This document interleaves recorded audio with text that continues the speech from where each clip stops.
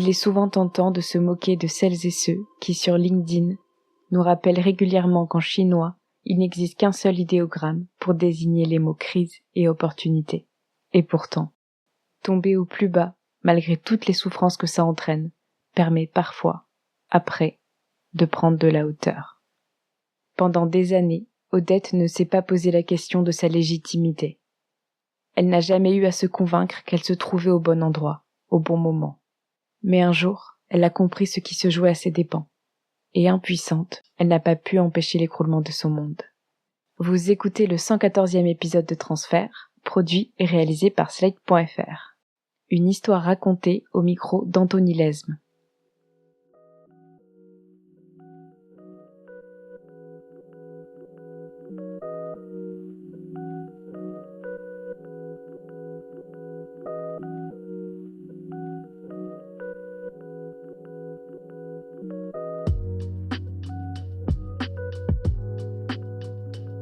Alors j'ai choisi de faire des études de journalisme parce que j'ai dans mes préoccupations l'idée de transmettre.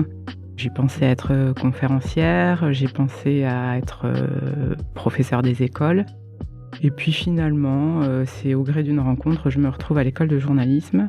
Et puis c'est vrai que petite, j'avais ce goût extrême pour la lecture. Je passais des heures à lire des magazines pour la jeunesse, à lire des livres pour la jeunesse.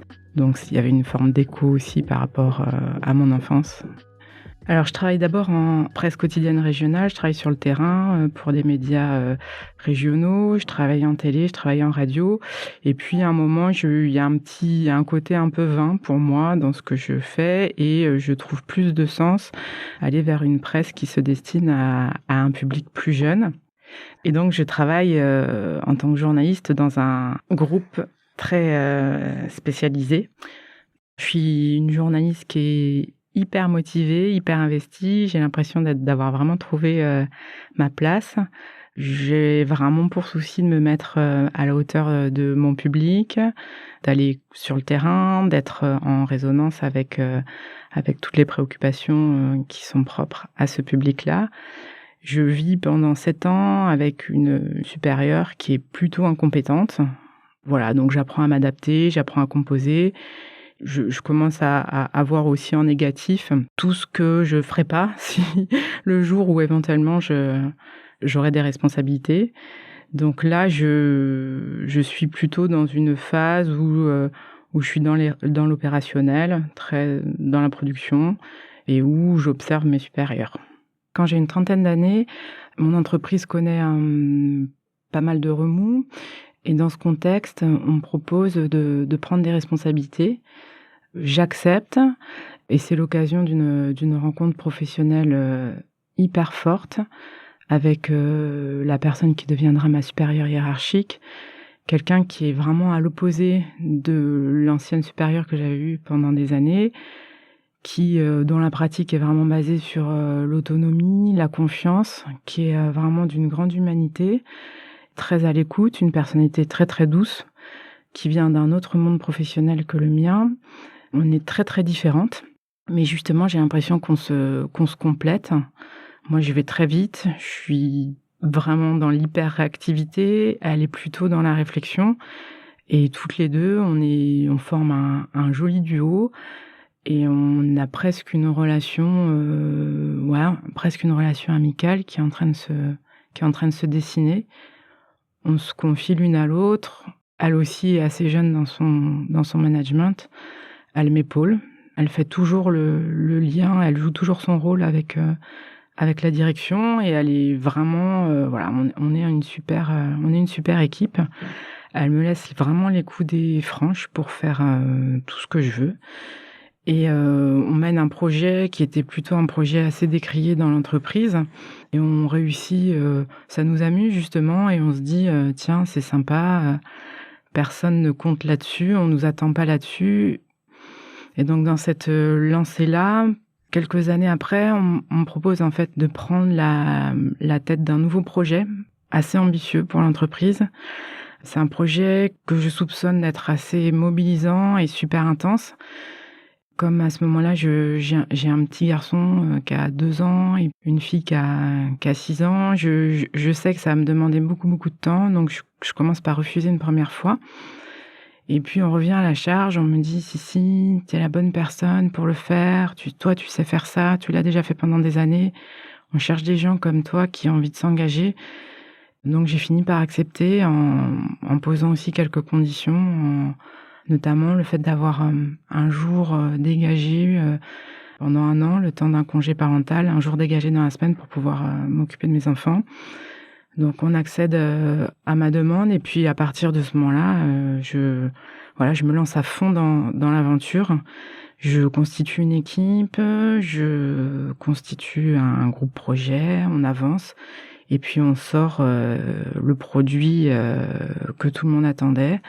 Ça fonctionne super bien. On est très vite sur, une forme d'audience, assez intéressante et puis avec, des déclinaisons aussi, avec, autour de ce projet central, d'autres projets, micro-projets qui viennent se greffer, qui, viennent, alimenter, le projet principal et nourrir l'image de marque de l'entreprise.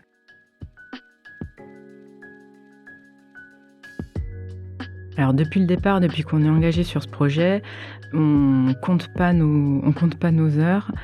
On est une équipe qui est hyper mobilisée, hyper solidaire et on vit avec une espèce de poste fantôme.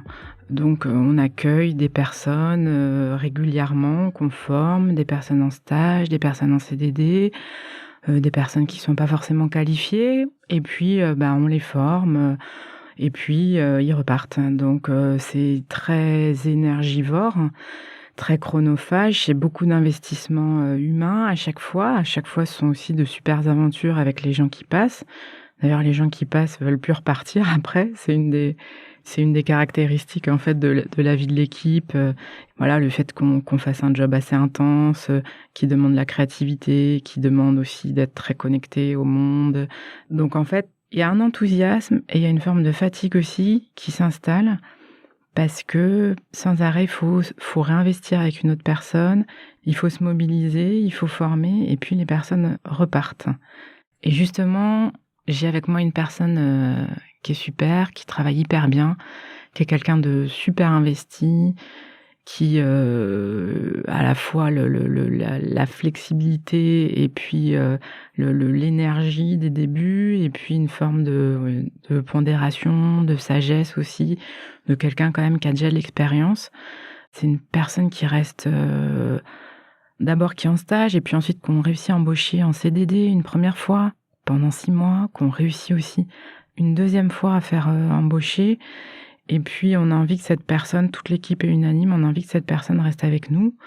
Moi, je le signifie à la direction, je le signifie à ma responsable directe et je viens régulièrement aux nouvelles pour savoir voilà, quel sera l'avenir de ce poste et dans quelle mesure cette personne sera pérennisée ou pas. En parallèle, donc, une nouvelle directrice générale est nommée. Elle vient de Paris. Elle arrive, elle est, au début pas tout à fait, présente, pas trop intrusive et puis petit à petit, on sent sa présence, de plus en plus marquée. Il y a une forme d'autoritarisme qui s'installe. Il y a une forme de tension aussi. Il y a un déracinement parce que l'entreprise est obligée de déménager. Donc il y a beaucoup de gens qui ont fait leur vie en fonction et qui ont choisi leur logement en fonction de cet emplacement-là et qui finalement se retrouvent à faire beaucoup d'heures de trajet. Et c'est une personne qui passe en force, beaucoup. Donc, on sait qu'il faut pas contredire. Donc, ce qu'on observe, c'est que les cadres intermédiaires, quand ils sont réunis en réunion, ont de moins en moins d'espace pour s'exprimer. Et de toute manière, il faut acquiescer. Il faut dire oui.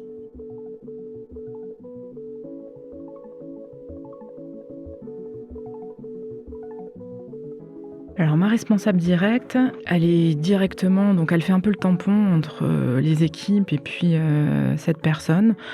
Donc je la vois dans un rôle un petit peu, voilà, de de tampons.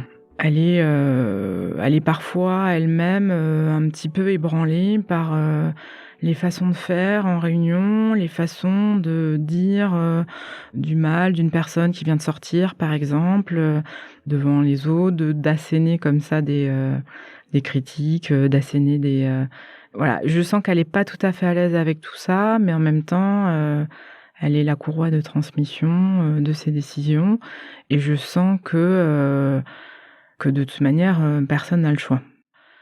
Bon, la première fois qu'elle me recadre, c'est parce que j'ai pas répondu à temps à une demande générale. J'ai répondu peut-être 24 heures trop tard. Et donc je me suis retrouvée, convoquée, je me suis retrouvée dans son bureau et j'ai vu à sa tête qu'elle était vraiment pas contente et que j'avais, complètement outrepassé, mes droits, et donc là, j'ai vraiment senti que dans tous les cas, il fallait que je me taise et il fallait que je courbe le dos, et quelque part, je me sentais un peu comme dans le bureau de la mère supérieure, quoi. J'avais le sentiment d'être en 5e et de me faire, gronder comme une petite fille, quoi. Donc j'ai attendu que ça passe, et j'ai donné quelques éléments, j'ai essayé de discuter, j'ai essayé de montrer, ma bonne foi, j'ai essayé puis surtout de prendre du recul et de dire: pourquoi tu t'énerves comme ça pour une petite histoire banale?» Et puis là, c'était totalement irrationnel, quoi. C'était la colère même, donc j'ai versé une petite larme parce que c'est ce qui m'est venu, et en fait, je pense que c'est ça qu'elle attendait. C'était juste de montrer qu'elle était toute puissante et que, oui, elle pouvait me faire pleurer. Donc je suis sortie du bureau et puis là, je me suis dit: «Ouh là là, il faut surtout pas moufter, et surtout ne dis rien, essaye de pas te faire remarquer, parce que si tu te fais recadrer pour une petite broutille comme ça, pour un truc vraiment important, ça peut aller super loin». Je me rends compte que tout le monde est sous pression. Je me rends compte qu'on est sur une activité qui est, difficile, qui est exigeante, sur un marché qui est tendu. Je sais que ma directrice générale a des grosses responsabilités. J'explique, comme ça, cette espèce de tension, permanente. Mais, chacun vit sa tension aussi, avec, sa production, avec son champ d'activité. Et je me rends compte que, mes demandes, n'aboutissent jamais, et que je me retrouve finalement, moi, toujours, à être le couteau suisse en système D, permanent, pour trouver les bonnes solutions qui vont bien. J'ai une toute petite équipe, on doit produire beaucoup, et dès que quelqu'un est malade, dès que quelqu'un est pas là, c'est super compliqué. Je travaille, le soir, je travaille le matin très tôt, et tout est optimisé chez moi. En fait, je téléphone plus directement, parce que ça me prend trop de temps d'appeler les gens. Je fonctionne par mail, j'envoie des SMS. Je profite de mes temps de trajet pour appeler mes collaborateurs extérieurs, et j'ai l'impression d'être une machine, en fait. Et j'ai l'impression de demander aux gens d'être des machines aussi, et je sens qu'en fait, ça tient juste parce que j'ai l'impression d'être un super animateur, et j'essaye d'être, à l'écoute des uns, des autres, de trouver les bonnes formules pour que les gens de mon équipe puissent travailler, confortablement. Je suis hyper flex sur plein de choses, et puis je me dis: il faut qu'on se marre, au moins, il faut qu'on trouve du plaisir là-dedans. Donc on se marre tout le temps, ça c'est sûr. Les réunions, c'est toujours des grands moments. Il y a beaucoup de choses qui en sortent, hein, et plein de choses positives. Et puis les gens craquent pas, donc ça c'est une fierté pour moi. Mais je me rends compte que je suis de plus en plus usée, et qu'il y a un point de crispation, c'est ce poste qu'on me promet, qui vient jamais, avec des personnes qui tournent sans arrêt, qu'il faut former.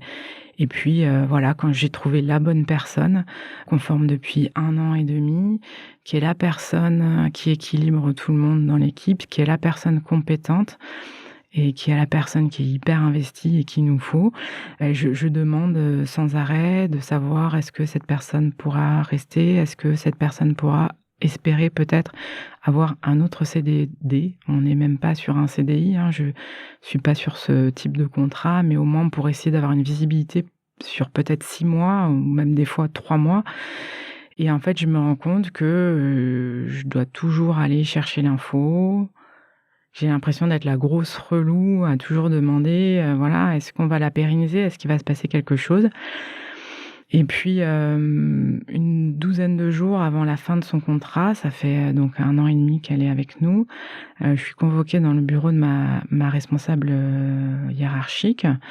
Et là, je sens que ça va être, rapide. D'ailleurs, elle me prévient, elle me dit: «J'ai peu de temps, hein, j'ai 25 minutes, j'ai une interview super importante après et j'ai un entretien qui, voilà, qui sous-entendu, j'ai un entretien qui est plus important que ce que je vais te dire». Et là, elle m'annonce en fait que le contrat de cette personne n'est pas reconduit et que pour l'instant, en fait, il y a pas de poste, on ne sait pas, on verra bien. On fera sûrement, comme on pourra, on trouvera les bonnes solutions. Et là, il y a quelque chose qui se casse parce que j'avais quand même toute confiance en ma responsable, même si depuis quelques mois, voire années, je la sentais de plus en plus s'éloigner. Je la voyais écrouler, sous le poids de ses responsabilités, sous le poids de ses multiples missions que notre directrice générale lui infligeait. Des fois, je lui trouvais un peu le regard, un peu vide.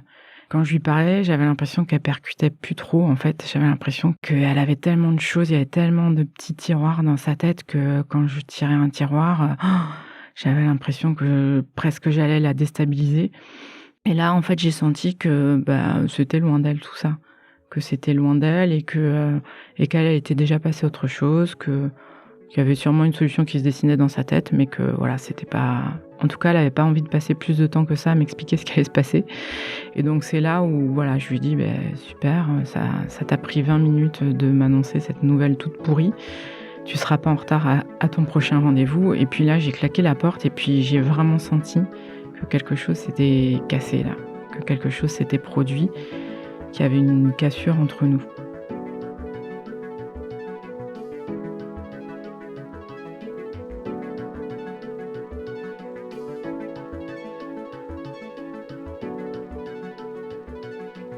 Quand j'annonce à mon équipe que la jeune femme avec qui on travaille depuis 1 an et demi, son contrat se finit dans 12 jours et puis sera pas renouvelé, donc qu'elle va partir et qu'a priori, donc elle reviendra pas.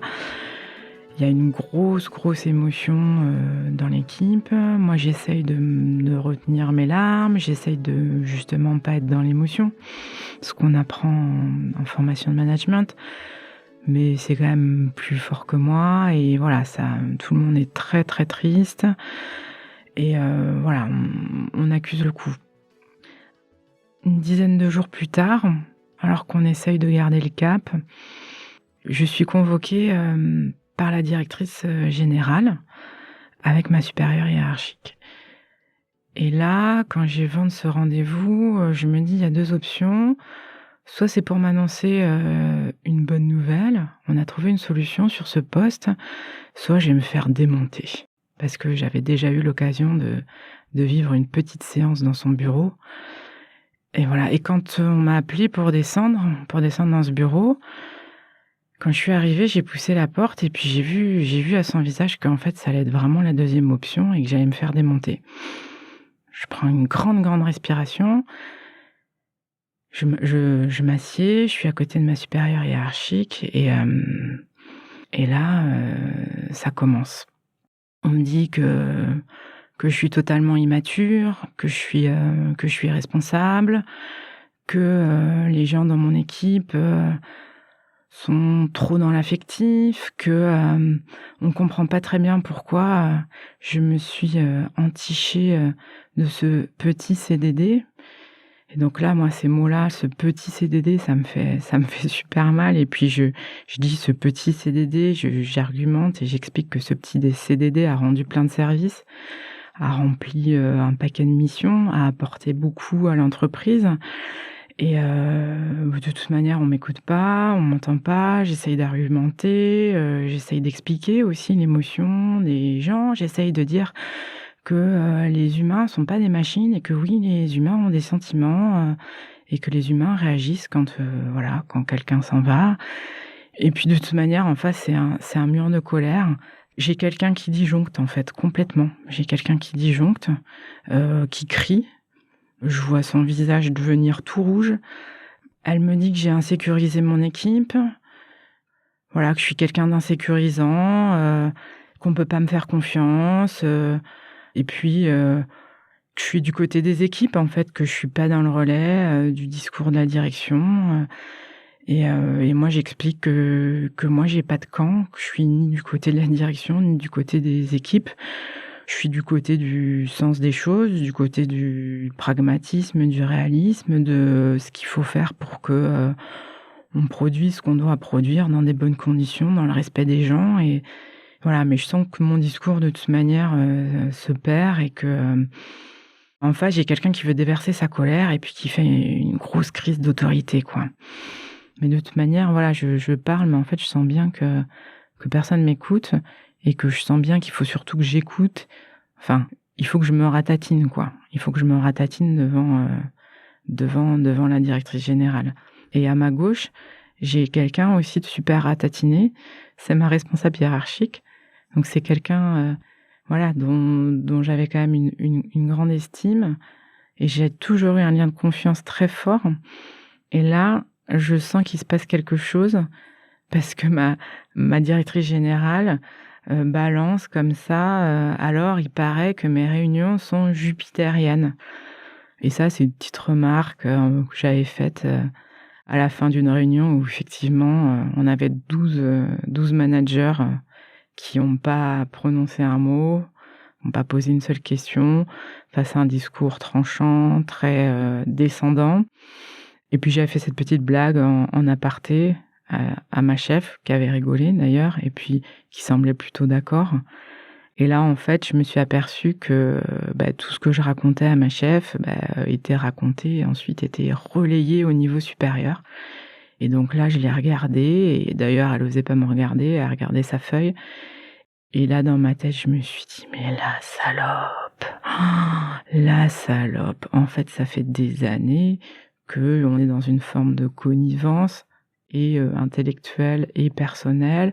Je me permets à la marge quelques petites remarques sur, ce fonctionnement, autoritaire et qu'elle me laisse dire en souriant et qu'ensuite elle répète tout et là je me dis: «En fait, on est c'est le niveau cours de récré» et puis surtout c'est un lien de confiance qui s'arrête direct quoi, direct, net. Et là je sens que en sortant de ce bureau, c'est le début d'une autre aventure qui commence pour moi. Je ferme la porte aussi de 18 ans, de carrière plutôt sympa, plutôt tranquille et plutôt, épanouissante et que j'ouvre la porte, d'autre chose.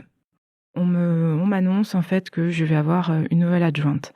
Cette personne, c'est une personne que j'avais validée il y a plus de 2 ans, qui était une personne, assez compétente, avec qui j'avais déjà travaillé et qui me paraissait, tout à fait, OK sur notre projet.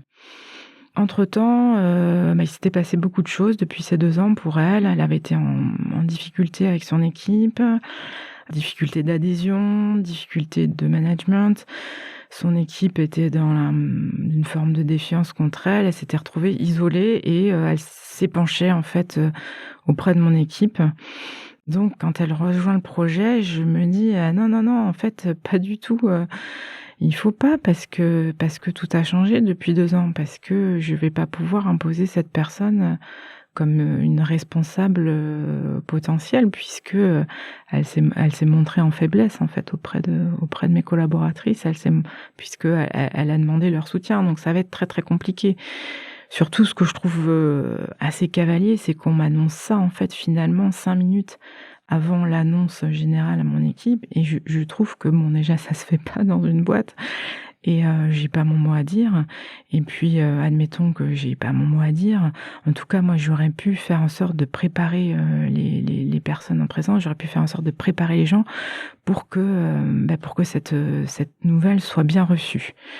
Donc fatalement, la nouvelle arrive, voilà, et mon équipe le reçoit très mal, et donc malgré, on va dire tous mes efforts pour tenter de pacifier les choses, de tempérer les choses, je sens que ça va être très compliqué d'intégrer cette personne.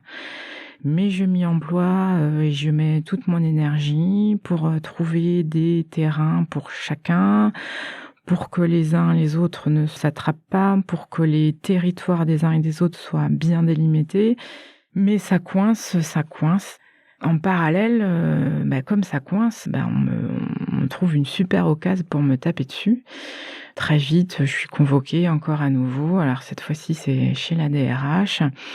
On ferme la porte du bureau. Je suis toujours avec ma responsable hiérarchique qui a toujours le nez courbé dans son petit cahier, qui prend des notes très très vite. Et là, on commence et on me dit, tu sais, on a failli faire partir la lettre. Et je dis, mais la lettre de quoi? La lettre de licenciement.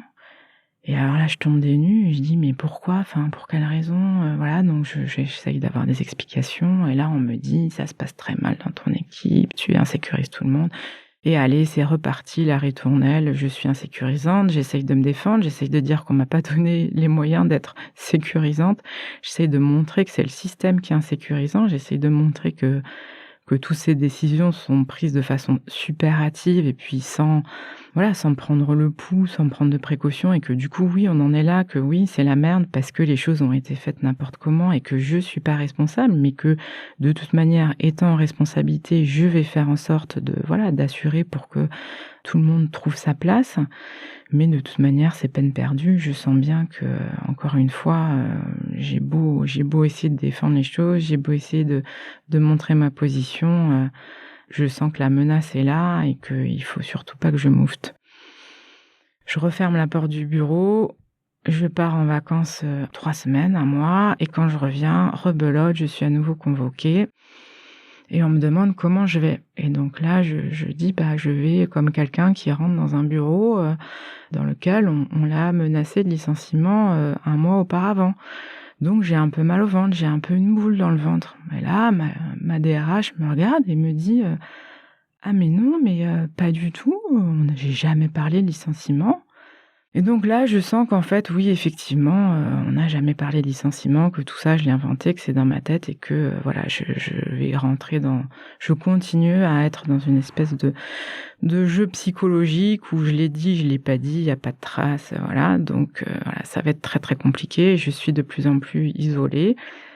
En parallèle, je dois faire face toujours à une production hyper intense. J'ai pas plus de moyens, j'ai juste des gens qui sont du coup plus très bien dans leur poste et qui ont du mal à se mobiliser. Mais bon, comme on est sur des métiers passion, on continue à se mobiliser.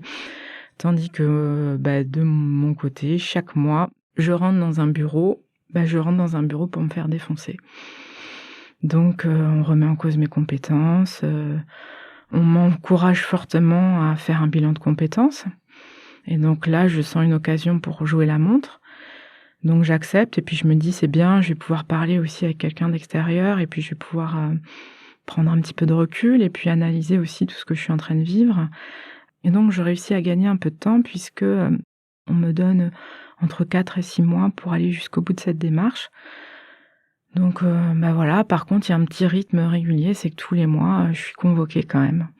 Donc c'est un petit peu comme au collège, fin de trimestre, fin de mois, on a le bulletin et moi je suis convoquée et on me dit: «Alors, t'en es où? Tu fais quoi? Tu vas où? On veut te reclasser, on veut pas que tu restes là, tu vois bien que ça marche pas, tout ce que tu fais, c'est nul».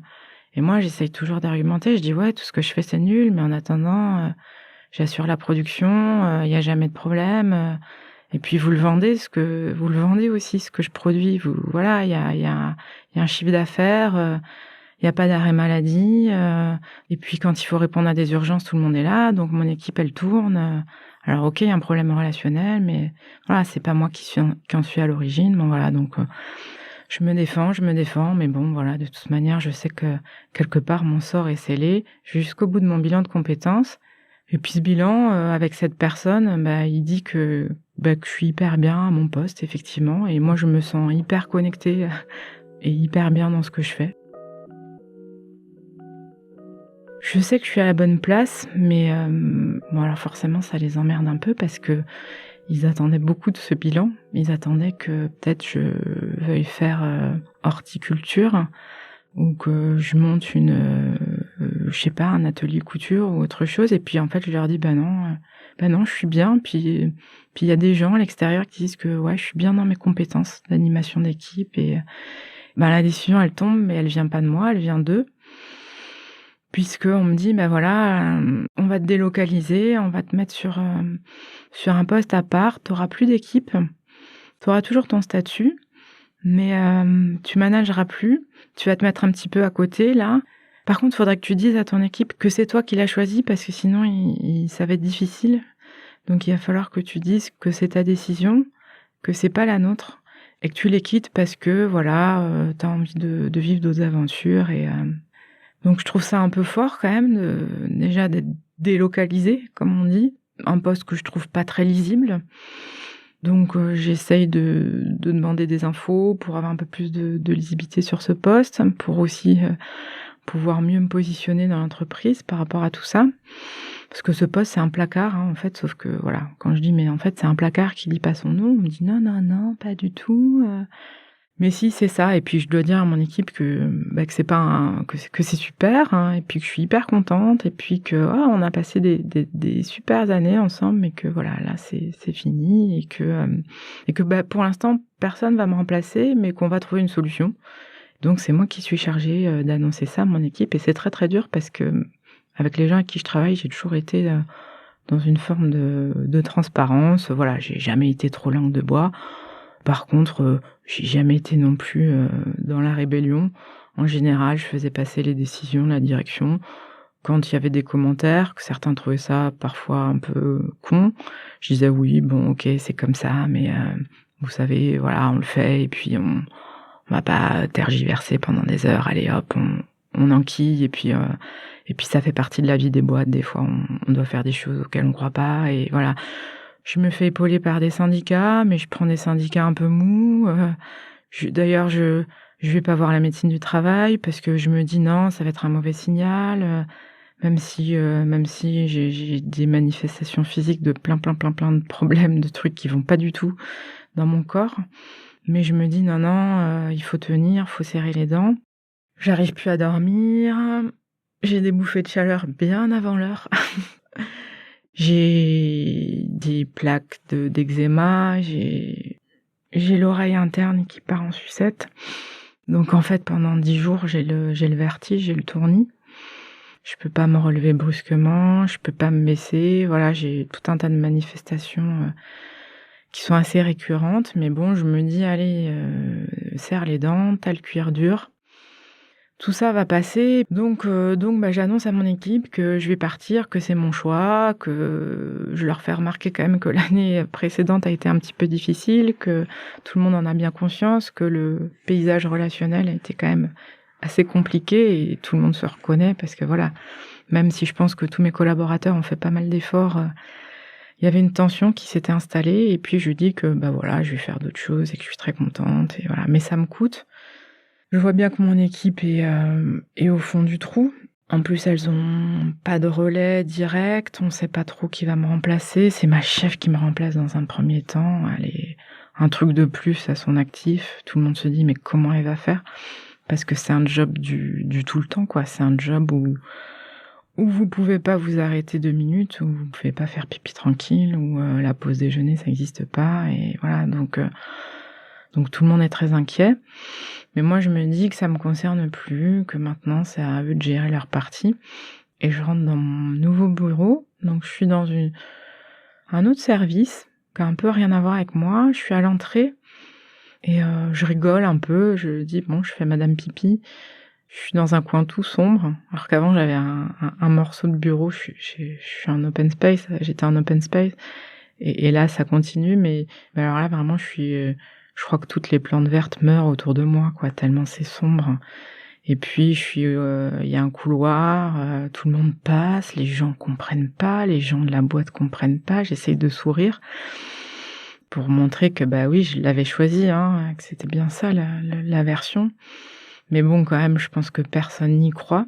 Il y a qu'une personne qui me félicite de mon nouveau poste, c'est une personne, une vieille copine qui revient bosser ici, qui avait travaillé dans cette boîte, une dizaine d'années auparavant et qui débarque, donc qui a rien compris à ce qui se passait. Donc elle me dit: «Félicitations» et je lui réponds un pauvre merci, Mais après, dans le regard de mes collègues, soit dans le regard de mes pairs, hein, donc les managers comme moi, ou dans le regard des collaborateurs, je vois bien qu'il y a une forme d'incompréhension, quoi. Mais bon, je me dis: «Allez, ça va passer». Toujours pareil, tu courbes le dos et puis le temps va faire son œuvre. Je me mets dans mon nouveau poste, je me retrouve un petit peu, à travailler pour mes pairs, donc ça me fait un peu bizarre, mais bon, je me dis: «Allez, n'aie pas de problème d'ego, sois cool, regarde l'intérêt de la mission». Donc je suis vraiment dans une démarche de résilience. Je me dis: «Prends ce qu'il y a à prendre». Comme on m'a obligée à réduire mon temps de travail pour me sucrer une partie de mon salaire, on m'enlève mes primes et puis, ben, voilà, on me fait passer à 80. J'ai pas vraiment eu le choix, mais je me dis: «Bon, bah, ça te dégagera un jour pour faire autre chose, pour travailler sur des projets personnels, pour être plus présente à la maison, pour m'occuper de mes enfants et de ma vie à moi». Donc j'essaye de le prendre bien. Puis j'ai en tête aussi de partir, en voyage, faire un premier grand voyage avec mes enfants qui ont, à cette époque-là, 8 et 11 ans, et on va partir en Asie, on va partir au Vietnam, donc ce projet-là m'occupe beaucoup la tête et me fait tenir. Donc on part au Vietnam, vraiment là je coupe et puis je reviens à mon poste dans mon petit placard tout sombre. Donc après le Vietnam, ça fait un peu bizarre, mais je me mets à fond sur ma mission, j'ai un gros morceau à produire. Je suis avec une fille qui est super sympa, qui est chouette, on collabore bien. Au bout d'une semaine, je suis rentrée de vacances depuis une semaine, c'est un jeudi, c'est la fin du mois d'août. J'invite ma collaboratrice à déjeuner, c'est ce que je fais toujours avec les gens avec qui je travaille, qui sont en CDD, en stage. C'est mon petit principe, j'ai jamais de budget de la boîte, mais c'est toujours comme ça, je le fais parce que ça me fait plaisir. Et puis je discute avec elle, je reste un peu évasive, ce que j'avais l'habitude de faire sur, les circonstances qui m'ont amenée à ce drôle de poste que personne ne comprend bien. J'ai lu de certaines questions, mais je lui fais comprendre aussi que j'étais un petit peu en difficulté, voilà, par rapport à ma direction, par rapport au système général. L'après-midi, on prévoit de se voir pour travailler sur le projet qu'on mène. Et puis en fait, je suis appelée par la DRH et on me dit: «Voilà, tu as rendez-vous avec la directrice générale, tout de suite». Et donc là, j'ai mon cœur qui bat et je me dis: Non, il va se passer quelque chose». Donc j'essaye de gagner du temps pour me faire protéger, en fait. Donc je dis: Non, tout de suite, je peux pas, j'ai un rendez-vous, avec un extérieur qui est calé, donc l'idée, c'est que je diffère d'1 heure ou 2, juste pour trouver quelqu'un, qui m'assiste et qui soit là pour me protéger. Donc je contacte en urgence, la déléguée du personnel qui me suivait. Elle est en congé, donc en fait, elle me dit qu'elle est désolée, qu'elle peut pas m'assister. Il y a personne dans la boîte, on est fin août et du coup, je dois y aller toute seule. Donc j'y vais, je descends, il est 17h et là, j'ai revu ma chef, ma responsable, je l'ai vue le matin.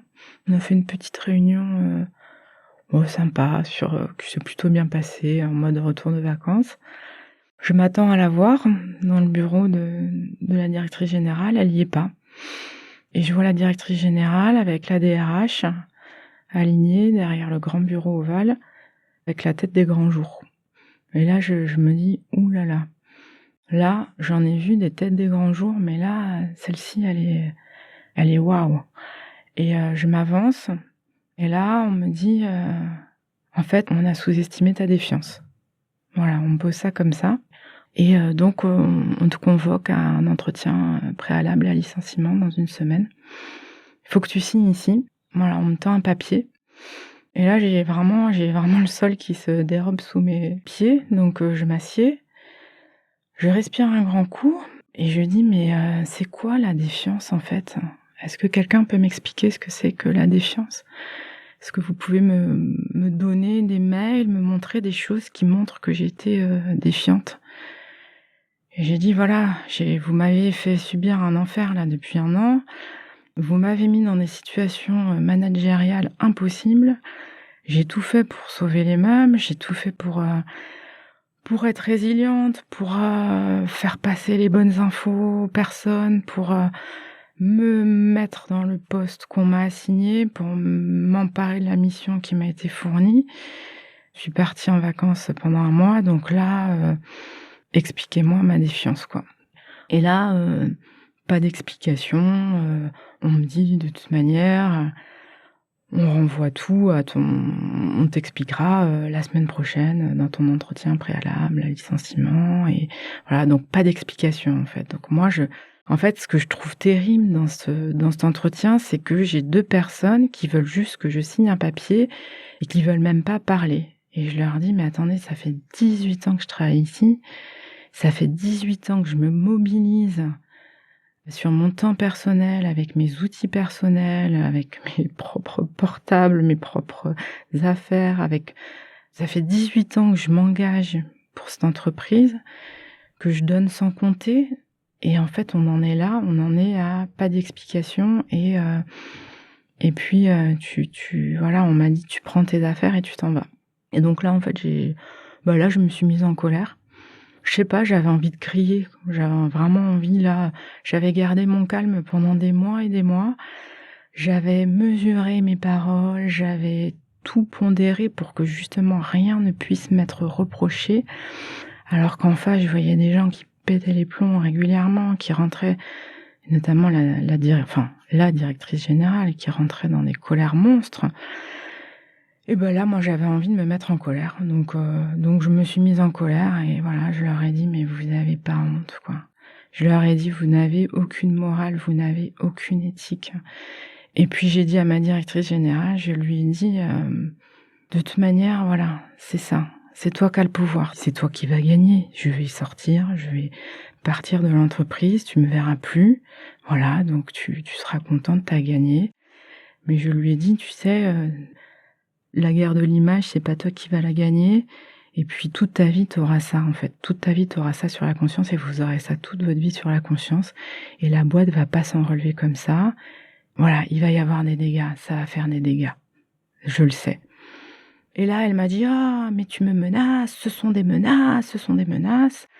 Et là, je lui dis: «Bah oui, si tu veux, tu peux dire que ce sont des menaces, comme ça te fera quelque chose, ça te fera vraiment quelque chose pour me licencier, puisque comme tu n'as rien pour me licencier, tu peux écrire». Alors me suis penchée, au-dessus d'elle, là, elle était assise et je lui dis: «Vas-y, tu peux écrire, menace sur direction». Voilà, je lui dis: «Comme ça, tu auras quelque chose à me reprocher et tu pourras, clairement, me licencier». Et je suis partie, j'ai claqué la porte et puis, là, j'ai crié dans l'entreprise. J'ai dit: «Bah, voilà, je suis licenciée, vous me verrez plus, je vais prendre mes affaires et puis je vais me barrer, vous me verrez plus, ça fait 18 ans que je suis là». Et alors comme c'était au mois d'août, il y avait pas grand monde, quelques personnes qui ont entendu. J'ai vu des gens s'arrêter dans les couloirs, un peu, sonnés. J'ai pris mon sac à main, j'ai essayé de rassembler quelques affaires. Et puis, j'ai pris mon casque de vélo. Je pleurais et j'avais des gens qui venaient, autour de moi, qui comprenaient pas, qui essayaient de me prendre dans les bras. Et puis je sais plus très bien ce qui s'est passé. Après, je suis sortie et j'ai respiré un grand coup et en fait, quand je suis sortie, je me suis dit: «En fait, tu remettras plus jamais les pieds ici».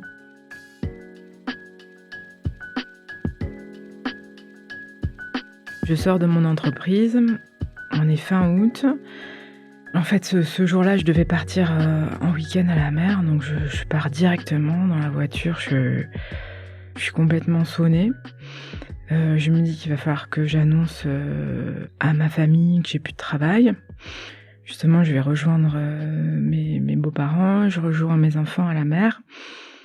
Et puis, j'encaisse la nouvelle, j'essaye de m'approprier cette nouvelle idée de je n'ai plus de travail. Je travaillais depuis 18 ans à un endroit, j'y travaille plus et je l'ai pas choisi. Je suis en fait complètement sous le choc et en même temps, il fait super beau, la mer est super bonne et puis je suis entourée des gens que j'aime, je vois mes enfants qui rigolent, qui sont tout bronzés, des petits caramels là sur la plage. Je leur explique quand même, je leur dis qu'il m'est arrivé un sacré truc, que il y a des choses qui vont changer dans notre vie. Je leur dis qu'ils étaient hyper fiers de mon travail, qu'ils aimaient bien raconter à leurs copains ce que je faisais et que tout ça, ça allait être différent maintenant, que on allait de toute manière s'en sortir et que on trouverait les solutions, mais que ça allait pas être forcément facile et que je comptais sur eux pour qu'ils soient plutôt sympas. Bon, ils ont été sympas forcément, enfin ça a duré 20 minutes parce qu'après ils se sont disputés, mais ça c'est classique. Et puis en fait, la vie de famille, elle repart, la rentrée, la rentrée, c'est la rentrée, donc il y a plein de choses à penser, plein de choses à gérer. Donc pour une fois, je peux accompagner mes enfants à l'école. Et je me dis, bon, ça c'est plutôt cool. J'essaye de trouver les trucs cool. Mais ça me fait quand même un peu bizarre de voir tout le monde qui part au travail. Et puis moi, je suis à la maison. Ça m'était jamais arrivé. Donc je me dis, bon, il va falloir s'occuper. Et puis il va falloir penser et t'approprier ce qui vient de t'arriver. Je vis dans un endroit plutôt sympa. J'ai une chouette maison.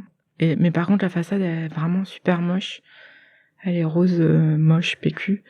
Et je me suis toujours dit que moi j'avais déjà fait faire un devis, ça coûte 7 000 €. Donc je m'étais toujours dit, si un jour t'as du temps, ma cocotte, tu repeins.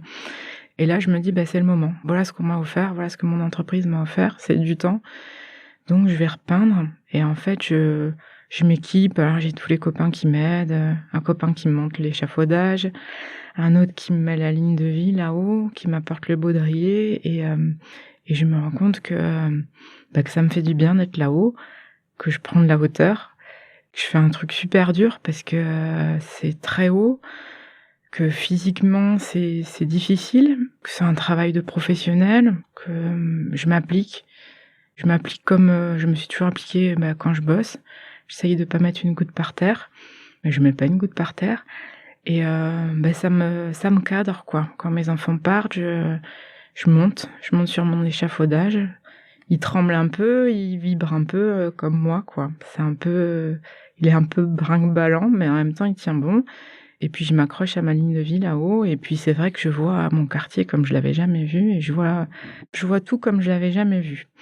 Et ça me donne, ça me donne du courage, ça me donne de la force, et puis ça me donne de la fierté.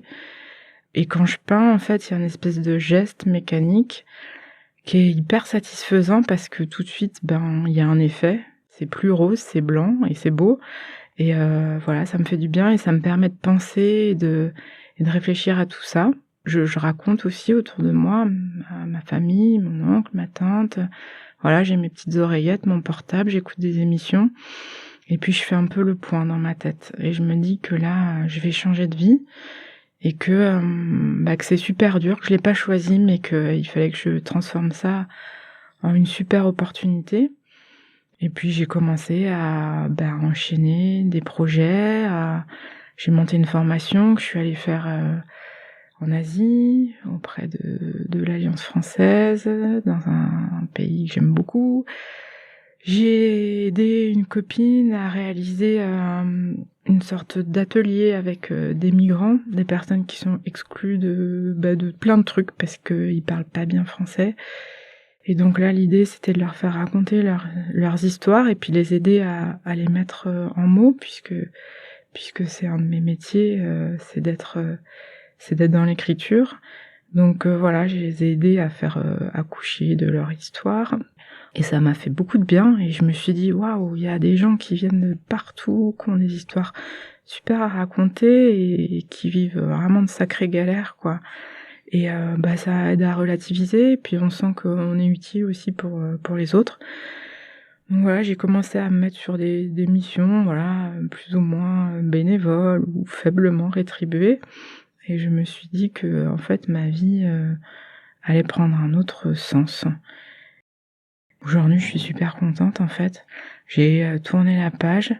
J'ai trouvé un point d'accord, on va dire, avec mon ex-entreprise pour que l'issue reste positive pour moi, que je puisse, on va dire, voir venir pendant quelques mois. Donc ça me satisfait à peu près. Je me sentais pas de rentrer dans une longue bataille judiciaire. Donc je me suis dit que la meilleure chose à faire, pour réparer tout ça, finalement, c'est de retravailler, de revivre, voilà, et de mettre son ego de côté. Voilà, quand on a eu des responsabilités pendant plus de 10 ans, qu'on a été celui qui dit oui ou celui qui dit non sur pas mal de choses dans mon métier, quand on a été celui qui impulse, qui anime, voilà, il faut apprendre aussi à être de l'autre côté, à être dans autre chose, et puis que c'est pas mal non plus, quoi. Et puis finalement, je me suis aperçue que je respirais, et puis en fait, j'avais plus la boule au ventre.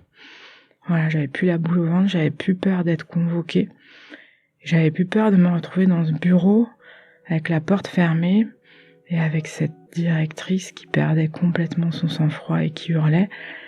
Et je me dis, voilà, en fait, si on me hurle dessus, je suis plus liée à personne, et puis je partirai, quoi. Je fermerai la porte et je partirai. En tout cas, ce qui est sûr, c'est que je subirai plus que ce que j'ai subi pendant quasiment 2 ans.